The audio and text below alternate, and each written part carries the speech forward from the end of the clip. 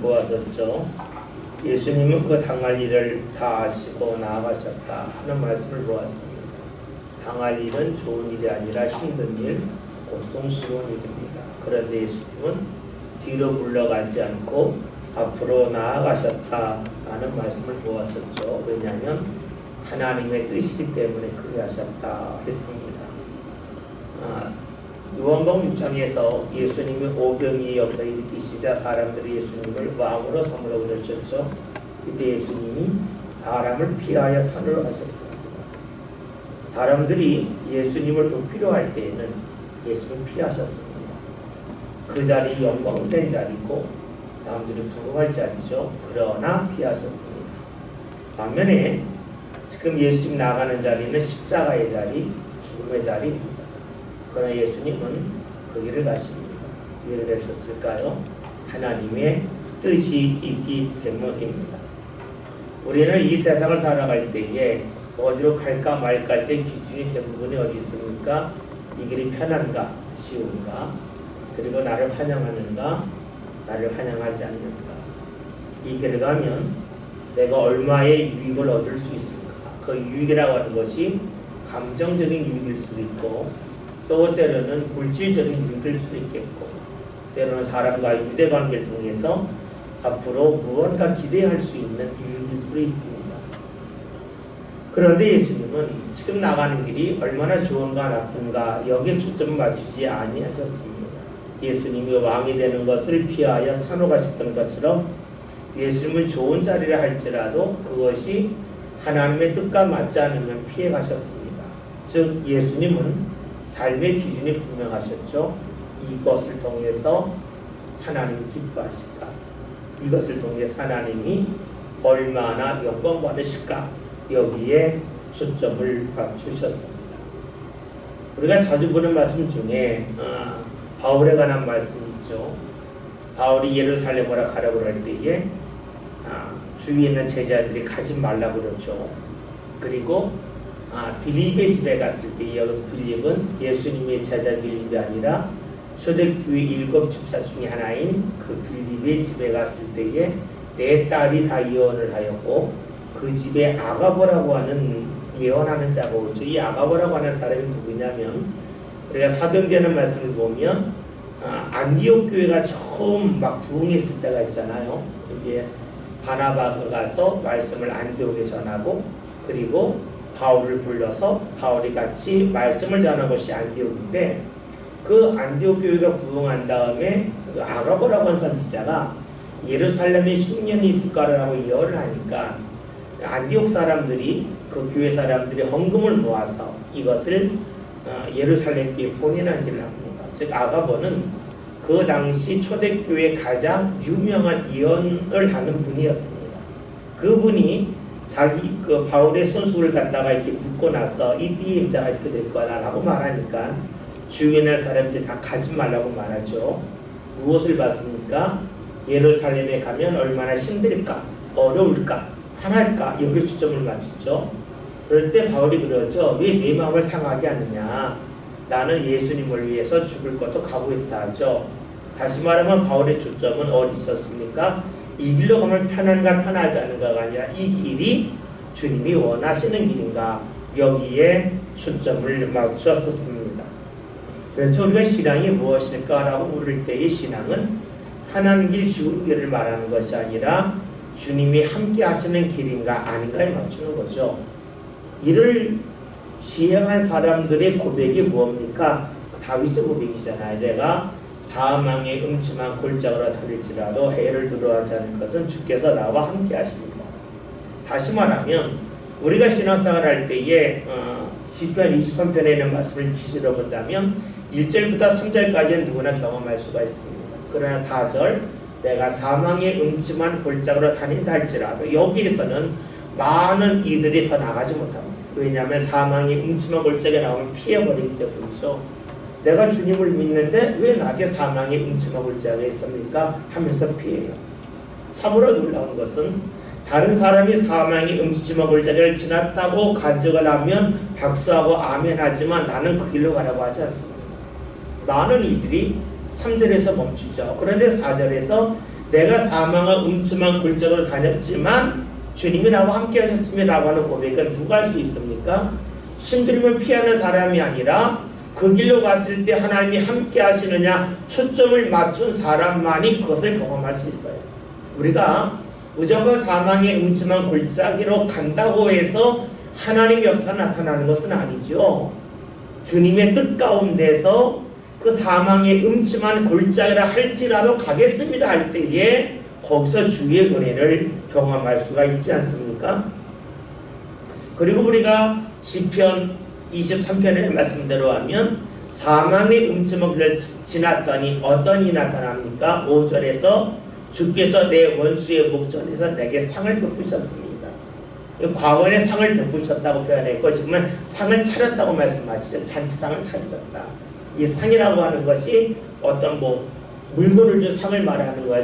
밥상을 차린 거죠. 원수를 보는 들 앞에서 이 사람은 여기 주인공이야. 너희들 이 사람 무시했지 이 사람이 여기 주인공이 하는 것과 같아요. 마치 우리가 드라마 같은 데 보면 누구한테 막 시달리고 고통을 당하고 있는데 어느 날 그 회장이 나타나거나 높은 분이 나타나서 이 사람은 정말로 우리 회사 일꾼입니다 하면서 많은 사람들 앞에서 높여주는 그런 일을 하지 않습니까? 그것이 바로 상을 차려주셨다는 말씀이죠. 그러니까 우리가 성경을 통해 보는 것은 주의 뜻을 따를 때에 사망의 음침한 골짜기에 다닐 수 있지만 하나님이 함께 하신다. 그리고 그 길을 지나고 나면 주께서 우리를 높여주신다는 것이 구약에 나와 있는 말씀이기도 하고 그것이 신약에서 예수를 통해서 또 바울을 통해서 계속해서 반복적으로 나타나고 있습니다. 성경이 우리에게 알려주는 진정한 믿음이 무엇일까요? 힘들기 때문에 피한다는 것이 아니죠. 주의 뜻이냐 이것을 물으라는 겁니다. 사실 우리가 사람이 다 감정이 있기 때문에 힘들면 피하고 싶어요. 이것은 어쩔 수 없는 일이죠. 그런데 우리가 유명한 이야기가 있습니다. 이런 이야기가 있어요. 제가 알기로는 루터가 한 이야기로 알고 있는데 사단이 우리 머리에 앉을 수는 있지만 여기에 정착하게 하지 말라는 말이 있어요. 다시 말하면 우리가 시험에 들 수도 있고 넘어질 수도 있지만 넘어졌지만 거기에 쓰러지지 말라는 말씀이죠. 우리가 창세기 33장, 34장을 보면 유명한 말씀이 나와요. 32장에서 야곱이 약복강 나루터에서 천사와 씨름하고 그 이름이 이스라엘로 바뀌는 말씀이 나오죠. 약복강터가 나중에 분이엘 하나님의 얼굴을 보았기 때문에 분이엘로 바뀌죠. 그리고 창세기 33장에 가면 이제 야곱이 뒤에 숨었다가 에서를 만나 앞으로 쭉 나가잖아요. 그랬더니 에서가 하는 이야기가 야, 너 잘 만났다. 그를 환대해주고 내가 너의 앞잡이가 되어주겠다. 하지만 야곱이 아닙니다. 저는 갈 데가 있습니다 하고 따라가지 않아요. 그리고 그 세겜에 갔는데 세겜에 갔더니 그 땅 교회가 거기서 땅을 사고 우리간을 짓죠. 다시 말하면 정착하려고 해요. 그런데 우리가 아는 것처럼 창세기 28장을 보면 야곱의 그 베델의 꿈이 나오잖아요. 그래서 거기서 천사가 오병내리락하고 주의 말씀을 듣잖아요. 그러면서 나 주께서 내게 다시 이곳으로 돌아오게 하시면 하나님 앞에 제가 11조를 드리겠고 내가 주의 전을 쌓겠고 이런 약속을 했어요. 그런데 야곱이 창세기 32장에서 하나님께 기도하고 하나님이 응답해 주셔서 에서와 화친을 경험한 후에 그가 한 일이 뭐냐면 베델로 가지 않고 세겜에 뭉쳤어요. 왜냐하면 그가 생각할 때에 베델보다 세겜이 더 좋은 곳이기 때문에 지금도 가보면 세겜은 큰 도시예요. 베델은 세겜에 비하면 작은 도시예요. 그래서 우리가 성경을 보면 세겜이라는 말 상당히 많이 나오는데 세겜이 지금 가봐도 상당한 중심지입니다. 그 이스라엘에서 상당히 중심되는 지역이 바로 세겜이에요. 거기에 멈춘단 말이죠. 뭘 봤습니까? 하나님이 가라고 한 곳으로 가지 않고 내가 볼 때 좋은 곳에 멈췄어요. 그런데 우리가 아는 것처럼 창세기 34장을 보면 거기서 어떤 일이 나타납니까? 야곱의 딸 디나가 세겜 사람에게 강간을 당하고 그런 후에 그 아들 둘이 피해 복수하게 나오죠. 둘째 아들 시몬과 레위가 우리가 너희와 결혼할 수 없지만 관계를 맺을 수 없지만 너희가 할례를 하면 된다. 할례를 해놓고 그냥 3일째는 바싹 죽여버리잖아요. 그 피에 목숨을 내요. 그러니까 야곱이 꼼짝하지 못하고 두려워 떠는 모습이 창세기 35장에 나옵니다. 이것은 야곱에 관한 말씀이기도 하지만 사실 우리에 관한 말씀이죠. 약속의 자리가 베델이지만 세겜이 좋으니까 여기서 멈추는 거예요. 가야 할 곳이 어린 줄 알지만 거기까지 가지 않는 거예요. 우리도 마찬가지잖아요. 신앙생활하면서 무엇을 해야 하는지를 알지만 무언가 편한 것이 있으면 거기에 멈추고 싶은 마음이 있죠. 우리가 사도행전 28장도 그런 것에 관한 말씀이죠. 창세기장 27장이죠. 27장에서 우리 잘 아는 것처럼 유라굴레 광풍이 분 이후 거기를 지나간 이유가 뭡니까? 거길 지나가면 우리가 더 좋은 데서 겨울을 보낼 것 같다 해서 그냥 살기 좋은데 편한 데 찾아가잖아요. 근데 우리 신앙이 무엇입니까? 신앙은 편한 데를 찾아가는 것이 아니라 하나님을 찾아가는 것이라 라고 말씀할 수 있습니다. 그런데 우리가 여기서 한 가지 살필 것이 있죠. 예수님이 기드론 시내를 건넜다는 말씀을 지난주 봤죠. 기드론 시내는 예루살렘과 감람산 사이에 흐르는 자그마한 강이라 그랬죠. 시내라 그랬죠. 그래서 기드론 시내를 건넜다 하는 말씀을 우리가 보면서 기드론 시내 건너편이 바로 올리브산, 감람산, 겟세마네 동산인데 거기에는 공동묘지가 많이 있다는 말씀을 들었었죠. 그리고 거기에 압살롬의 묘지도 있다. 왜냐하면 이스라엘의 그 성, 예루살렘 성을 보면 8개 문이 동서남북으로 있는데 그 중에 골든 게이트라고 하는 게이트가 있는데 그리로 메시아가 온다, 재림한다, 오신다 그래서 사람들이 생각한 것은 메시아가 올 때 제일 먼저 부활하려면 그 맞은편에 있어야 한다. 그래서 올리브산은 지금도 가는 공동묘지가 많이 있다는 말씀을 드렸잖아요. 그래서 예수님이 기드론 골짜기를 건너셨다고 하는 것은 이제 죽음의 자리를 지나서 예수님이 기도하러 가셨다. 뭐 이런 뜻을 우리가 지난주 살펴보았습니다. 그렇다면 예수님은 기드론 골짜기를 건널 때에도 어떤 일이 있을지를 아셨어요. 그리고 사람들을 만나셨습니다. 즉 기드론 골짜기를 건너가면 나를 잡으러 올 사람 있음을 아셨고 건너갔더니 정말 아시는 대로 그 일이 나타났어요. 그래서 오늘 4절에는 말씀을 보면 예수께서 그 당할 일을 다 하시고 나가서 이르시되 너희가 누구를 찾느냐. 봅시다. 예수님은 아셨고 아시는 일이 일어났습니다. 그런데 중요한 것은 이 사이에 변화가 없다 하는 겁니다. 머리로 알고 있는 것이 있고 실제로 일어나는 일이 있습니다. 우리는 머리로 아는 일이 실제로 일어날 때에 그대로 반응할 것 같은데 그러하지 아니하죠. 머리로 아는 것과 실제로 경험하는 건 달라요. 대표적인 게 베드로잖아요. 베드로가 예수님이 잡혀가실 때에 다 도망간다 할지라도 저는 도망가지 않겠습니다. 죽을 각오로 되어 있습니다. 그러나 막상 예수님이 잡혀가시게 되자 도망가고 예수를 모른다고 3번이나 부인합니다. 그렇죠? 우리가 아는 것과 경험하는 건 달라요. 알 때는 할 것 같아요. 그러나 경험하면 잘 안 돼요. 많은 이들이 그렇잖아요. 청년 때 열심히 신앙생활하고 이 믿음이 애를 낳고로 이어질 것 같아요. 근데 막상 애가 태어나면 그게 안 돼요. 근데 교육을 받았단 말이에요. 그래도 시간을 만들어서 쪼개서 하나님을 찾는 일 계속해야 돼요. 알아요. 근데 잘 안 돼요. 그렇죠? 아는 것과 행하는 것은 달라요. 이것이 사람입니다. 많은 이들이 넘어지는 것이 바로 여기 있죠. 머리로 알았어요. 결심을 했어요. 그러나 현실에서 결심이 흔들립니다. 왜 그럴까요? 그것이 사람이기 때문에. 사람은 결국 같지가 않아요. 다를 수밖에 없습니다. 그래서 우리에게 필요한 것이 무엇입니까? 하나님이 함께 하십니다. 하나님이 우리의 결심에 도장을 찍어주는 겁니다. 왜냐?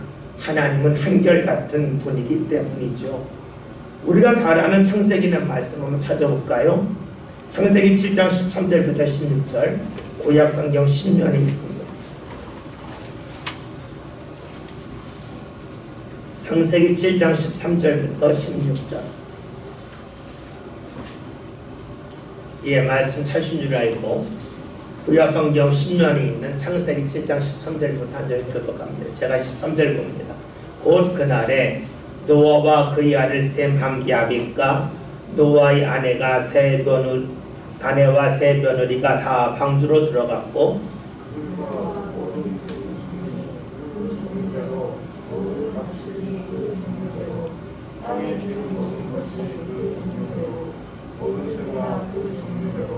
우르 생명의 기운이 있는 육체가 둘씩 노아에게 나와 방주로 들어갔으니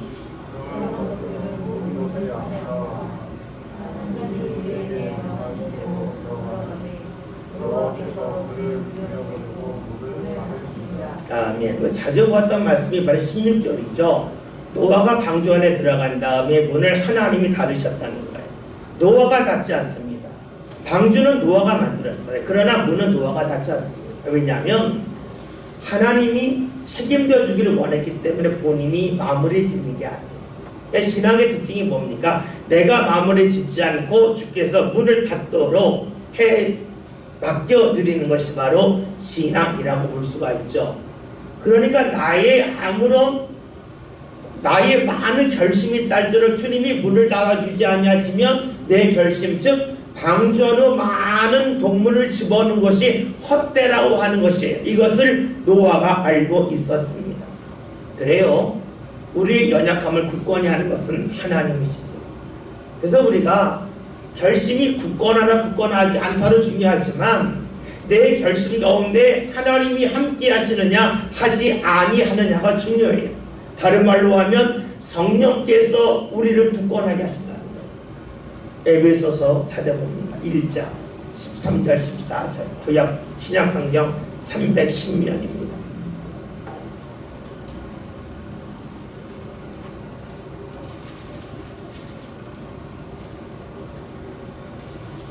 에베소서 1장 13절 14절 신약성경 310면에 있는 말씀 한 절씩 교독합니다. 제가 13절 봅니다. 그 안에서 너희도 진리의 말씀 곧 너희의 구원의 복음을 듣고 그 안에서 또한 믿어 약속의 성령으로 인치심을 받았으니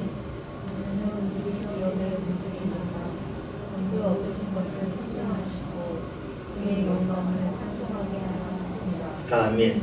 에베소 1장은 이제 바울이 에베소 교회에 편지를 보내면서 하나님을 찬양을 합니다. 찬양을 하면서 성자 예수님이 하시는 일, 성부 하나님이 하시는 일, 그리고 성령 하나님 하시는 일을 아주 간략하게 이야기하죠.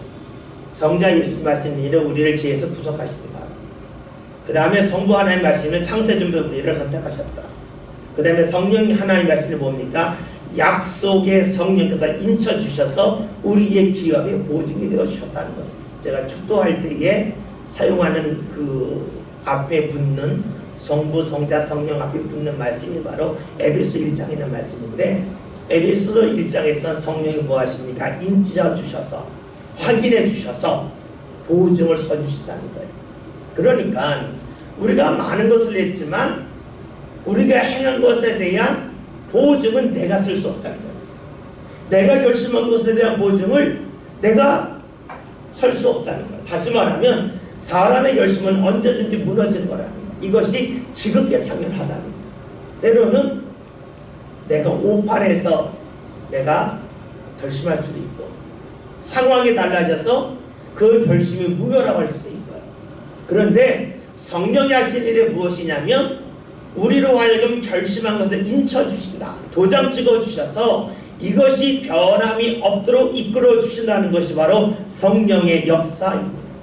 다른 말로 하면 성령이 하시는 일은 인치신다, 보증하신다. 또 다른 말로 하면 흔들리지 않도록 붙잡아 주신다는 것. 왜 그럴까요? 우리가 성부, 성자, 성령 삼위일체라고 그러잖아요. 근데 하나님의 특징이 뭡니까? 하나님은 변함이 없는 하나님 우리를 사랑하신다 그럴 때에 특징이 뭡니까? 죄인까지도 사랑하신다. 죄인은 뭡니까? 계속 바뀌는 사람이잖아요. 변덕 부리는 게 죄인이잖아요. 그런데 하나님은 죄인까지도 사랑하시는데 그렇기 때문에 그 사랑은 흔들리지 않는다. 변하지 않는다. 또 특징이 뭡니까? 주의 말씀은 1.1획도 변하지 않는다. 1.1획이라는 것이 무슨 말이냐면 우리랑 좀 다른데요. 히브리어, 이스라엘 사람들의 말은요. 자음만 있어요. 다시 말하면 기역, 니은, 디귿, 니을만 있어요. 원래 성경 그것만 있어요. 그런데 이제 사람들이 그 말씀을 구조로 읽으면서 발음을 붙인 거예요. 그래서 거기에다가 아요, 오요를 붙인 거예요. 그래서 성경에는 조금 헷갈리는 것도 있어요. 말렉이란 말이 발음 왕이란 말이에요. 말렉, 왕이란 말인데 근데 말렉이 뭡니까? 미글 시험이잖아요. 그렇죠? 근데 그것을 말렉이란 몰렉으로 해서 몰렉으로 미음에 오, 그 다음에 니을 넥이 되잖아요. 몰렉은 뭐냐면 사람을 산채로 태워서 신께 드릴 때에 그 받는 신이 몰렉이에요. 그래서 성경 읽을 때에 발렉과 몰렉은 글자가 똑같아요. 그런데 이것을 이스라엘 사람들이 읽을 때에는 구조 쪽에서 내려와서 여기서는 말렉으로 해서 몰렉으로 읽어요. 그런데 그 점을 통해서 저기가 되는 거거든요. 그 모음이 생기는 거예요. 그러니까 모음을 잘못 찍으면 왕이 신이에요. 말렉이 몰렉이 된 거예요. 그러니까 우리가 생각할 때에 1.1학이라고 하는 것이 무언가지만 당시 이스라엘 사람들은 알아요. 점 하나 잘못 찍으면 뜻이 완전히 달라지는 거예요.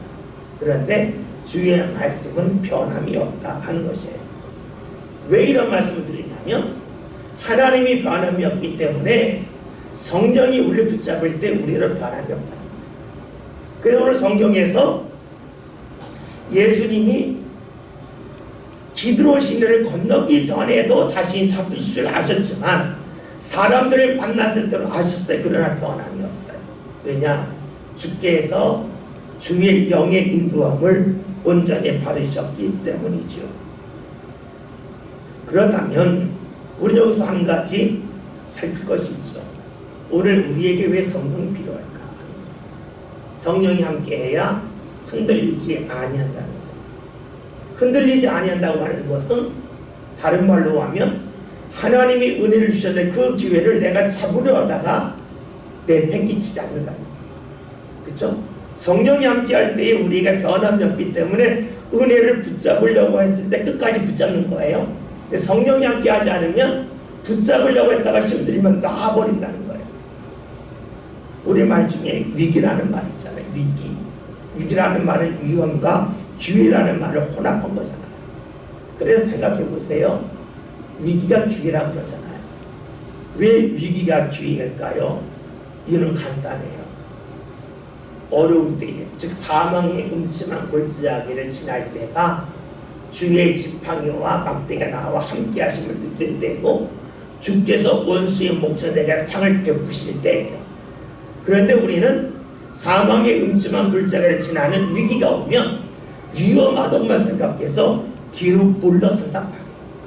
그래서 성령이 함께한다고 하는 것은 흔들림이 없다, 변함이 없다, 끝까지 붙잡을 수 있다. 이것을 우리 신앙원에 적용한다면 은혜의 기회가 왔을 때에 그 기회를 놓치지 않고 붙잡는 사람이 될 수 있다고 할 수가 있어요. 우리가 이쯤 되면 왜 교회에서 말씀을 들을 때에 성령 하는지를 알 수가 있어요. 우리는 정직하게 말해서 다 베드로와 같잖아요. 결심을 하지만 그 결심이 어려우면 무너진단 말이에요. 예수님처럼 기드론 골짜기를 건널 수 있어요. 시내를 건널 수 있어요. 그러나 건너기 전과 건넌 후에 달라진단 말이에요. 그러나 성령이 함께하면 달라지지 않는 거예요. 사망과 음침한 골짜기를 지난날지라도 주의 은혜 붙잡는 거예요. 그래서 우리가 자꾸 우리 신앙생활 할 때 은혜로 한다고 하는 것은 내가 아무리 결심해도 안 되지만 성령께서 붙잡으면 된다는 거예요. 주의 은혜 끝까지 붙잡을 수 있다는 말씀이 되겠죠. 5절의 말씀 다 함께 봅니다. 본문 요한복음 18장 5절 읽습니다. 대답하되 나사렛 예수 나오거늘 이르시되 내가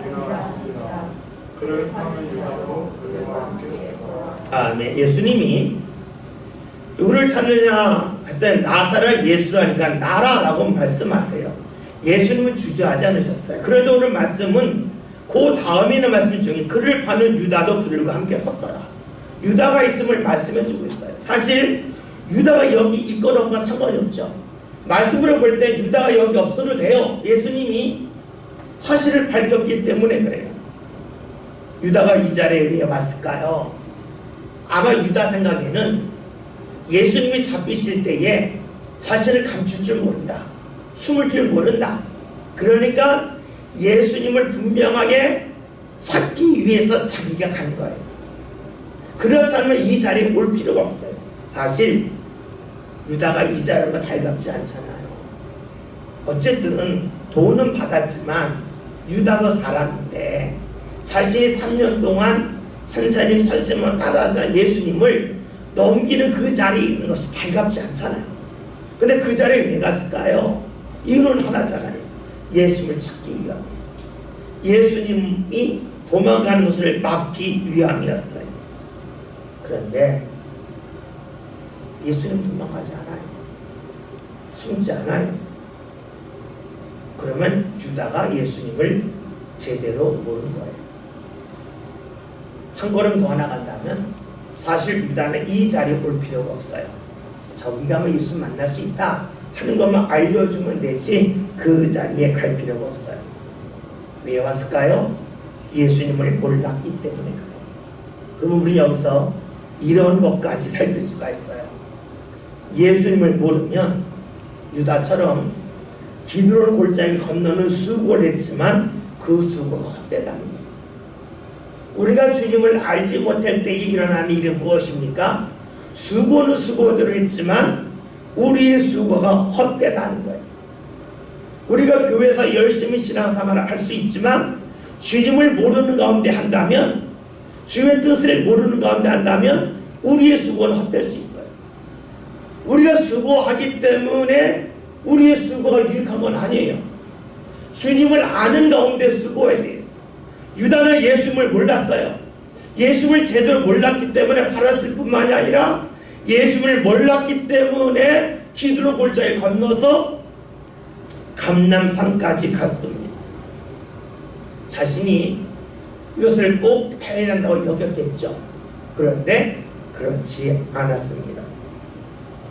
우리가 간혹 이런 말 할 때가 있어요. 우리가 인생을 헛살았다. 헛살았다는 건 뭡니까? 아내로 될 일을 많이 했다는 것이 헛산 거죠. 해야 할 일을 했다면 헛산 게 아니에요. 그리고 헛살았다는 건 다른 말로 헛수고했다는 거가 돼요. 우리는 유다를 보면서 우리가 인생에서 헛수고하는 이유를 찾을 수가 있어요. 그 이유는 유다가 예수님을 몰랐기 때문에 헛수고해요.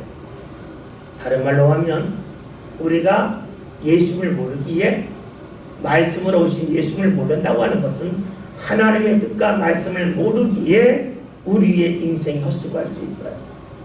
사람들이 자주 하는 말 중에 우리의 삶 가운데 중요한 것은 속도가 아니라 방향이란 말이 있죠.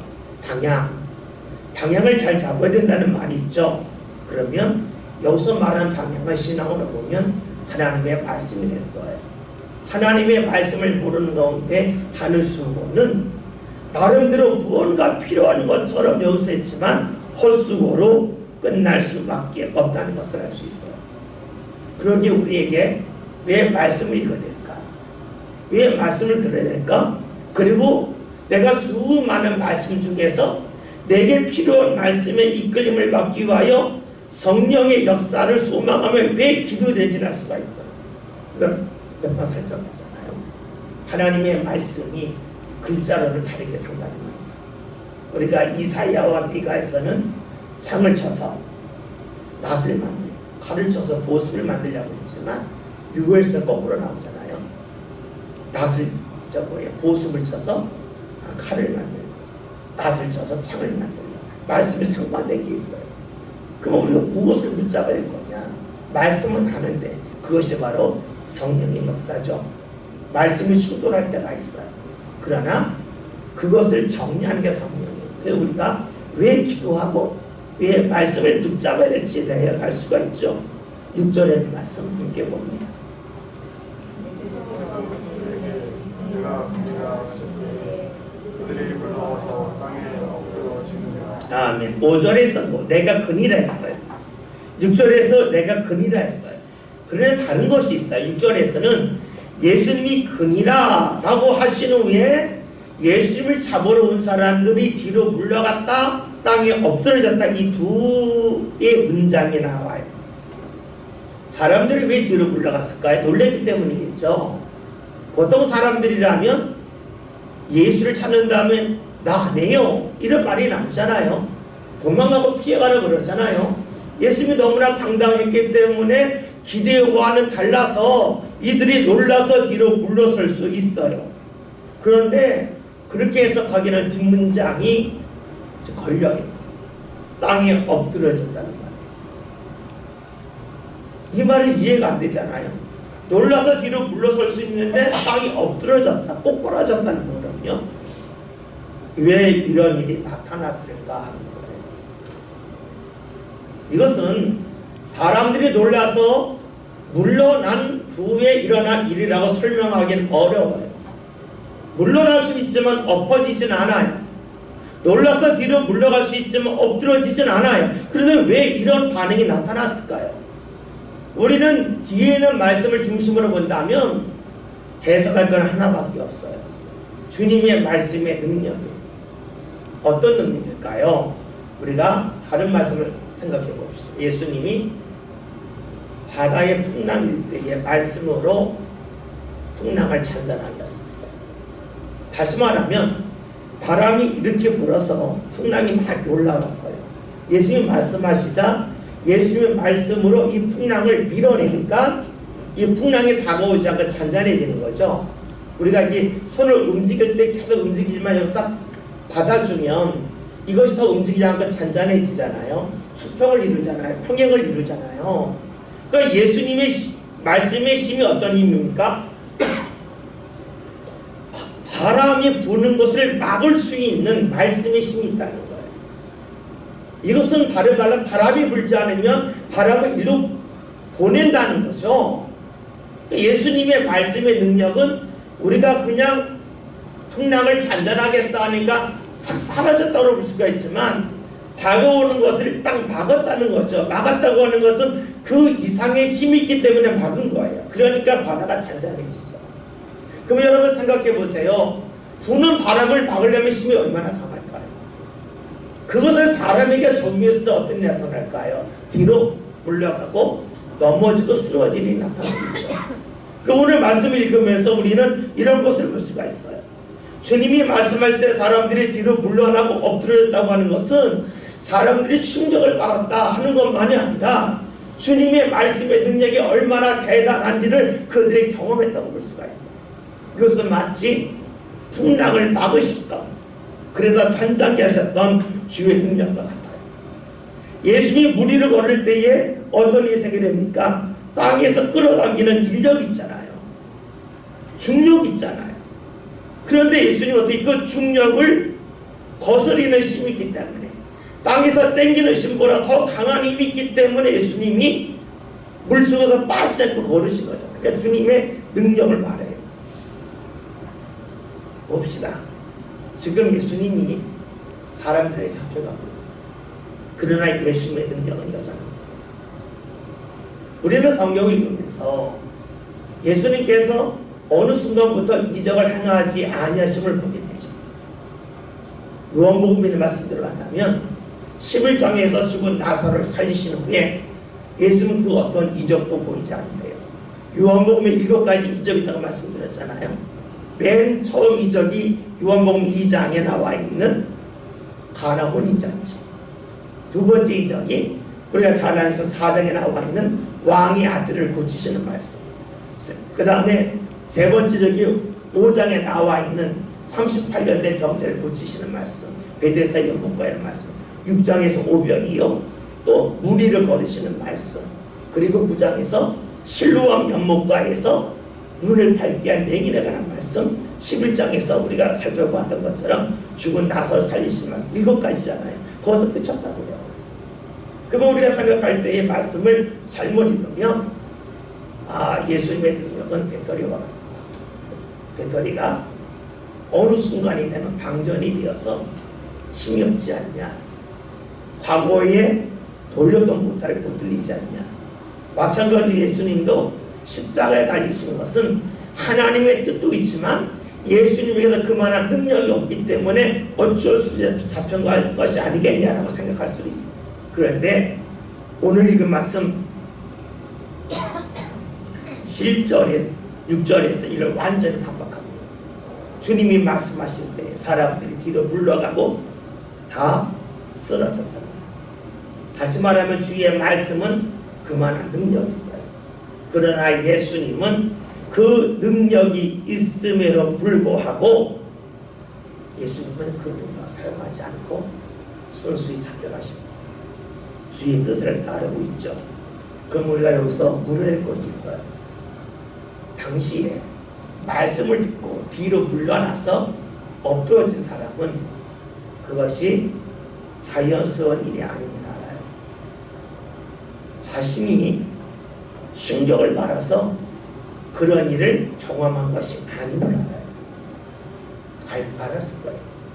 이것은 우리가 찾고자 하는 예수의 능력이라는 것을 알아요. 이렇게 본다면 이들은 옳지 않은 일에 참여했지만 하나님의 능력을 경험한 사람이라고 볼 수 있어요. 우리가 꼭 선한 일을 하다가 하나님을 경험하는 건 아니잖아요. 요나처럼 하나님의 말씀에 불순종하다가 큰 물고기 뱃속으로 들어가는 그런 하나님의 능력을 경험할 수 있죠. 마찬가지로 우리도 바르게 살지 못하는 가운데 하나님의 은혜와 능력을 경험할 수 있어요. 근데 문제는 주의 은혜와 능력을 경험했을 때에 우리가 어떻게 반응하느냐가 중요해요. 은혜를 받았다 경험했다가 중요한 것이 아니라 받은 후에 내가 어떻게 반응했느냐가 중요하죠. 그런데 이 넘어진 사람들 중에서 돌이킨 사람이 하나도 없어요. 주님이 역사를 경험했음에도 불구하고 자기가 행하던 일을 멈추고 돌아간 사람도 하나도 없어요. 해서 그 일을 하고 있어요. 그러니까 예수님이 실전 다 같이 했습니다. 이에 다시 누구를 찾느냐고 묻는데 그들이 말하되 나사렛 예수라. 아멘. 왜 다시 누구를 찾느냐고 물으셨을까요? 처음에 물었을 때에는 주의 능력을 경험하지 못했을 때, 지금은 주의 능력을 경험했어요. 그렇다면 처음에 자신들이 예수님에게 질문을 받았을 때와 두 번째 질문을 받았을 때 말의 내용은 같지만 사실은 달라져 있는 거예요. 그렇잖아요. 우리가 똑같은 말씀을 듣지만 은혜를 받기 전과 은혜를 받은 후에 듣는 말씀은 내용은 같아도 내게 다가오는 건 달라요. 우리가 똑같은 일을 본다 할지라도 그 일이 어떻게 전개되는지를 알고 볼 때와 모르고 볼 때 다르잖아요. 누군가 여러분에게 김밥 한 줄 사줄 때가 있는데 김밥 한 줄을 누가 사주걸 먹을 때에 이 사람이 김밥 한 줄을 사주기 위해서 얼마나 수고했는지를 알고 먹을 때와 모르고 먹을 때에 그것의 감격은 달라요. 똑같은 일이지만 내가 무엇을 경험했느냐에 따라서 반응은 다를 수밖에 없어요. 예수님은 그걸 원하셨던 것 같아요. 그러니까 너희가 누구를 찾느냐는 거죠. 사람은 똑같이 나사렛 예수라고 말합니다. 다시 말하면 이들은 주의 은혜를 경험했지만 그 은혜를 삶 가운데 간직하지 않았습니다. 다른 말로 하면 주의 말씀을 들었지만 말씀을 간직하지 않았다는 데 있습니다. 우리가 하나님 앞에 가까이 가지 못한 이유가 어디 있을까요? 말씀을 듣지 못해서 은혜를 받지 못해서가 아니에요. 말씀을 받았고 은혜를 받았지만 그것을 마음에 담아두지 않기 때문에 그렇습니다. 주의 능력을, 주의 은혜를 경험할 때에 이것을 우연으로 여길 수도 있고 이것을 내가 주님을 만났다 하면서 내 삶의 전환점으로 둘 수도 있습니다. 성경에서는 어떤 일을 경험하고 또 때는 말씀을 듣고 나서 이것을 마음에 간직해 둔 사람에 관한 말씀이 상당히 많이 있습니다. 한번 찾아볼까요? 창세기 37장 11절, 구약성경 58면입니다.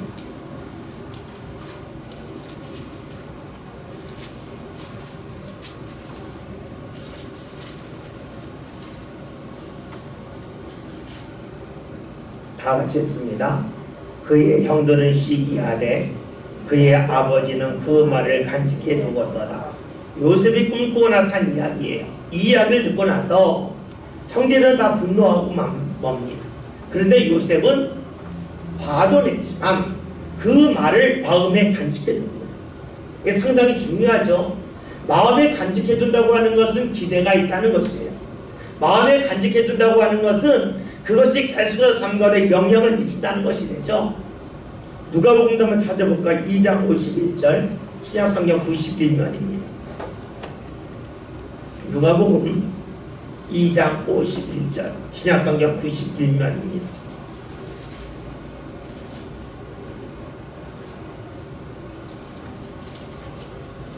누가복음 2장 51절 다 같이 했습니다.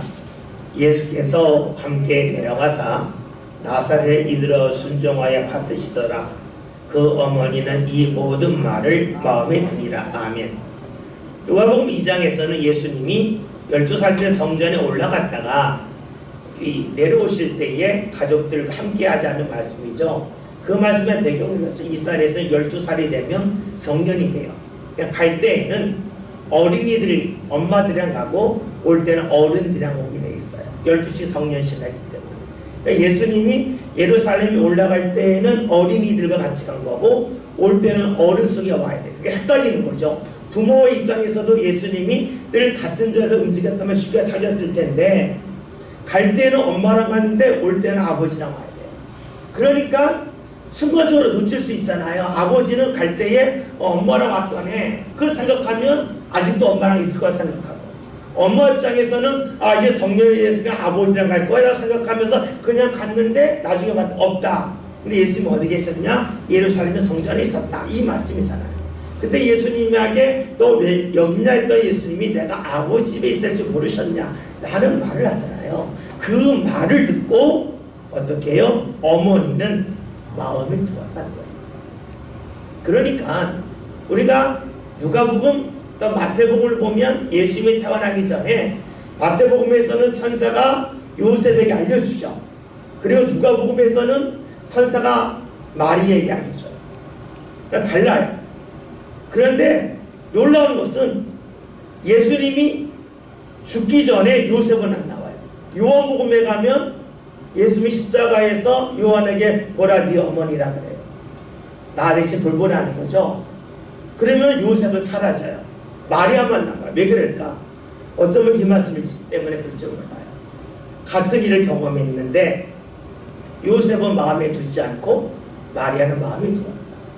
그러니까 우리가 마음에 두었다, 말씀을 마음에 두었다, 은혜 반응을 마음에 두었다고 하는 것은 상당히 중요한 일이에요. 우리가 말씀을 듣고 예배하지만 흘려보낼 수도 있고 그것을 마음에 담을 수도 있어요. 마음에 담을 때 일어나는 일이 무엇일까요? 사도행전 한번 찾아볼까요? 10장 19절 20절 신약성경 205면입니다.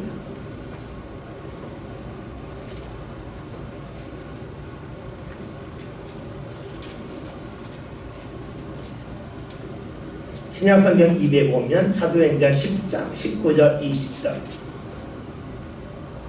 예, 말씀 찾으신 줄 알고 제가 19절의 말씀 읽겠습니다. 베드로가 그 환상에 대하여 생각할 때에 성령께서 그에게 말씀하시되 두 사람이 너를 찾으니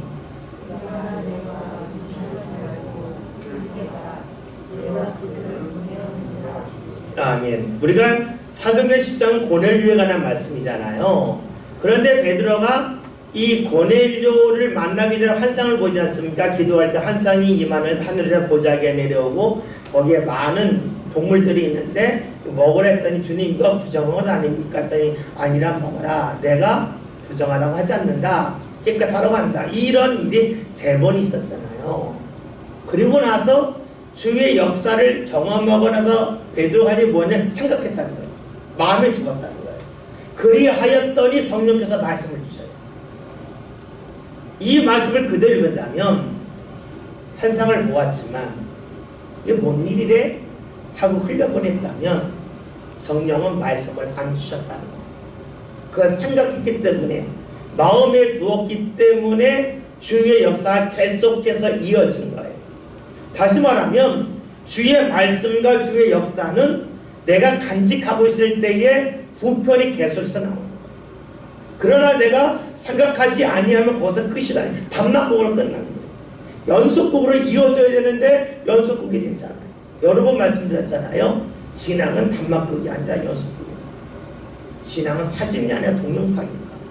하나에서 멈추지 않고 계속 이어져 간단 말이죠. 근데 누구에게 이어지느냐? 생각하는 사람, 마음에 간직하는 사람에게 계속해서 이어지는 거예요.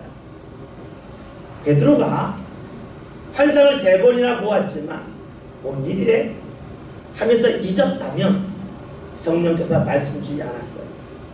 고넬료가 찾아왔지만, 고넬료가 보낸 사람이 찾아왔지만 만나지 못하게 하셨을 거예요. 그러나 그가 생각할 때에 하나님이 보내신 그 사람들을 만나게 돼요. 오늘 우리의 삶을 말씀에 비춰본다면 내가 말씀을 듣고 생각하며 살 때 비로소 하나님의 은혜는 계속해서 이어져 나감을 볼 수가 있어요. 우리가 예배했다 예배하지 않았다도 중요하지만 예배한 후에 우리가 말씀을 마음에 두었냐 두지 않았냐도 중요해요. 아니 더 중요하다고 볼 수가 있어요. 왜냐하면 그래야 기회를 붙잡기 때문에 그래요. 말씀을 들은 건 기회예요. 그러나 기회를 붙잡는 것은 말씀을 기억하고 마음이 드는 거예요. 이쯤 되면 우리가 하는 것이 파생이 되죠. 왜 우리가 예배 시간에 졸면 안 될까? 왜 우리가 예배 시간에 집중해야 될까? 왜 우리가 말씀을 붙잡고 기도해야 될까? 말씀을 붙잡고 기도해야 생각이 나는 거예요. 그렇잖아요. 우리가 학교에서 공부하는 것도 그냥 공부하고 끝하면 기억이 안 나는데 그거를 복습하는 기억이 오랫동안 남잖아요. 그러니까 우리가 말씀을 듣고 기도하는 것은 그 말씀이 생각나게 하는 거고 마음에 간직되는 거고 그럴 때에 그 다음 부편 하나님이 주실 말씀과 은혜가 이어짐을 볼 수가 있어요. 예수님이 너희가 누굴 찾느냐 나사렛에서 나갈 때 사람들이 뒤로 불러 쓰러졌어요. 은혜를 경험했어요.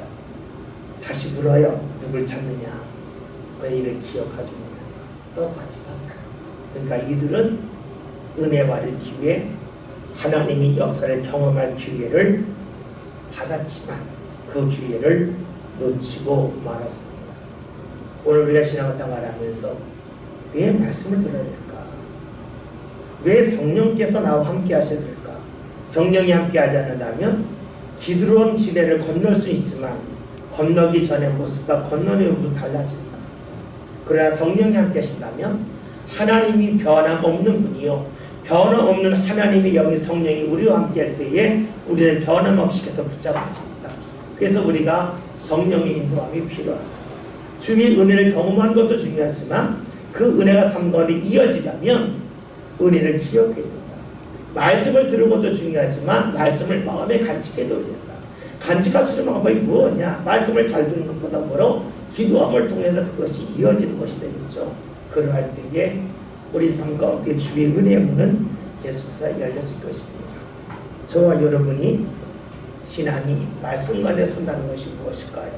성경이 우리에게 알려주는 대로 내 결심은 안 된다. 성령이 함께 해야만 결심이 삶으로 이어지고 성령이 함께 하셔야지만 말씀을 마음밭에 둘 수가 있고 이어갈 수가 있고 계속해서 주의 인도를 받으시다는 말씀인데 저와 여러분이 힘써 기도하고 성령의 인도를 받는 가운데 주의 은혜 역사가 삶 가운데 끊임없이 이어져 나가시길 바라겠습니다. 기도합니다.